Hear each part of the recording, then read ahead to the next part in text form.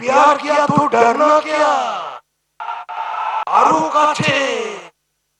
কাছে চলে আসুন, হাতে হাত ধরে বলুন নরেন্দ্র মোদীর বিরুদ্ধে লড়তে চাই আমরা তৃণমূল সিপিএম ভাই ভাই। এ রাজ্যের বিধানসভায় কিংবা লোকসভায় সিপিএম শূন্য। অনেকে তাচ্ছিল্য করে বলে মহাশূন্য সিপিএম, কিন্তু প্রধানমন্ত্রী নরেন্দ্র মোদীর উপস্থিতিতে শ্রমিক ভট্টাচার্যের মুখে সেই সিপিএম এর কথা। উপরাষ্ট্রপতি ভোটে জোট ইন্ডিয়ার প্রার্থীকে একযোগে সমর্থন করছে তৃণমূল ও বামেরা। কিছুদিন আগে রাহুল গান্ধীর বাসভবনে নৈশভোজের বৈঠকে তৃণমূল কংগ্রেসের অভিষেক বন্দ্যোপাধ্যায় ডেরেক ওব্রায়ানের সঙ্গে উপস্থিত ছিলেন সিপিএম এর এম.এ. বেবিও। পশ্চিমবঙ্গে অবশ্য তৃণমূলের বিরুদ্ধে প্রায়ই পথে নামে সিপিএম এর ছাত্র যুবরা। তৃণমূল শাসনের বিরুদ্ধে সোচ্চার হন মোহাম্মদ সেলিম, সুজন চক্রবর্তীরাও। সিপিএম এর এই অবস্থানে দ্বিচারিতা দেখেন বঙ্গ বিজেপির নেতারা। দমদমের সভা থেকে তাই সিপিএম কে এভাবেই তীব্র কটাক্ষ করলেন বিজেপির রাজ্য সভাপতি। এম.এ. বেবি আর ডেরেক ওব্রায়ান তৃণমূলের পক্ষ থেকে হাতে হাত ধরে দাঁড়িয়েছেন। উপরাষ্ট্রপতি নির্বাচনে তৃণমূল কংগ্রেস সিপিএম একযোগে ভোট দেবে আমাদের প্রার্থীর বিরুদ্ধে। আরে দিল্লিতে নাটক করছেন, পার্লামেন্টকে অচল করে দিচ্ছেন। পশ্চিমবঙ্গে নতুন ন্যারেটিভ তৈরি করে কোনো লাভ নেই।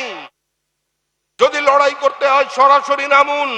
তবে কি শূন্য হয়ে যাওয়া সিপিএম এখনো বঙ্গ রাজনীতিতে প্রাসঙ্গিক? গত লোকসভা ভোটে কি তা হাড়ে হাড়ে টের পেয়েছে বঙ্গ বিজেপি? সবচেয়ে বড় সেটিং তো সিপিএম এর। এখানে প্রদীপ ভট্টাচার্য পেয়েছে 1,60,000 ভোট, তাপস দা হেরেছে 90,000।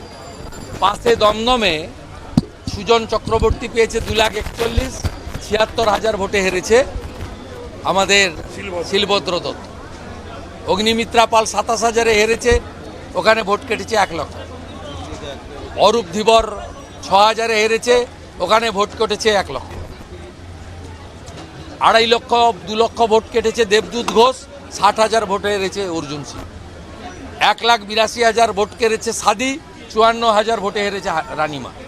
তাই কি সিপিএম কে এত নিশানা শ্রমিক ভট্টাচার্যের? নিশানা কি ভোট রাজনীতিতে সিপিএম কে অপ্রাসঙ্গিক করার লক্ষ্যে? একে তৃণমূল বিরোধী বাম ভোটকে গেরুয়া ঝুলিতে তোলায় কুশলী খেলা? তাই কি ভাষণের শেষ প্রান্তে এসেও মোদির মুখে এই স্লোগান? हर गली मोहल्ले में, बंगाल के हर कोने में एक ही मंत्र, एक ही नारा गूंजता रहना चाहिए, बातें चाय